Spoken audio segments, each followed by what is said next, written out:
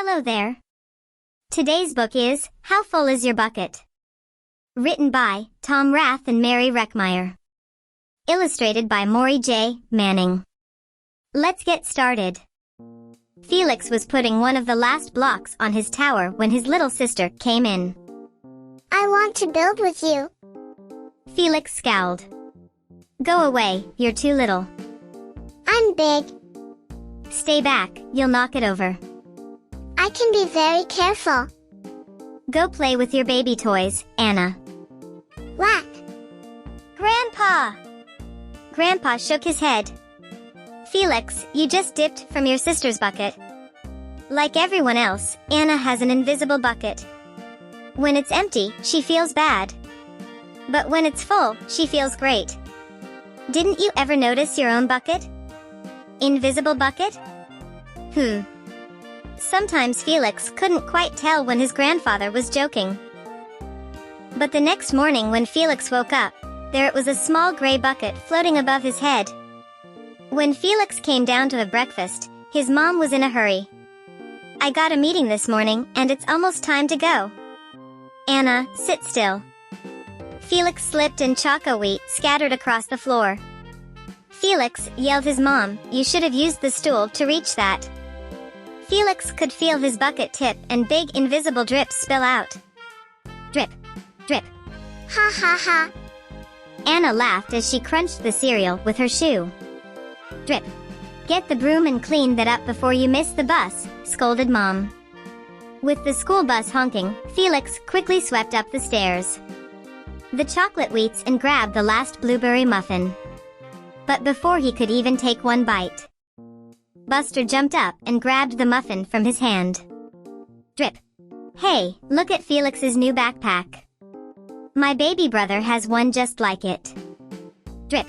Felix. Drip. Watch out, shrimp. Drip. It was still morning and Felix's bucket felt almost empty. As he watched his classmates walk into the room, he secretly hoped they would trip and fall. That's what it feels like when you have an empty bucket. Felix slumped into his seat and waited for something else bad to happen. Mrs. Bumblenickel walked slowly up to his desk and handed him a paper. He could hardly bear to look. Felix, you wrote a wonderful story. Would you please share it with the class? Felix grinned and felt a big drop land right in his bucket. Drop, drop, plop, plink, drop. The giant saws who wanted a pet. By me, Felix. The class grew quiet. They laughed at all the right places and oohed at the scary parts.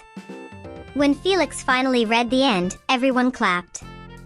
Even Emily, who sat next to him and didn't usually like dinosaurs. Felix felt a whole shower of drops land in his bucket. Maybe the day wouldn't be so bad after all. Drop. Team captains today are Veronica and Felix. Drop. Nice cow. It's a dog. Well, nice colors there, Felix. Cool laser ant backpack, Felix. By afternoon, Felix's bucket was nearly full. At recess, when he looked around, Felix suddenly realized that his grandpa was right. Everyone else had a bucket too. Let me help you. Drop, drop. Here's your baseball.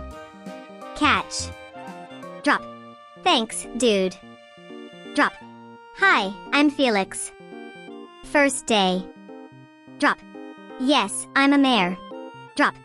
The strange thing was that for every drop he helped put in someone else's bucket, he felt another drop in his own bucket.